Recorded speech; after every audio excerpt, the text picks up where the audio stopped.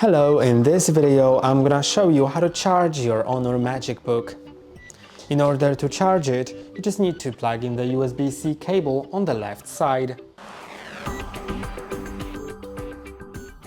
If your cable doesn't work, then make sure it's plugged into power, and also make sure that you're using a powerful enough charger, because if you're using a phone charger, it may not output enough power for your laptop to be powered.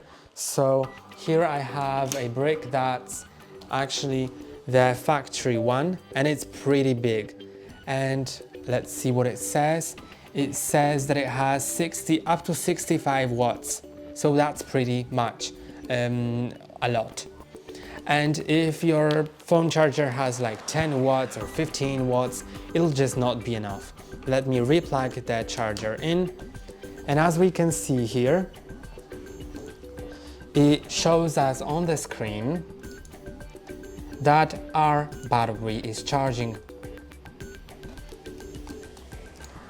It shows the bolt, which indicates that the battery is charging. That's all for today. Don't forget to like and subscribe. See you next time.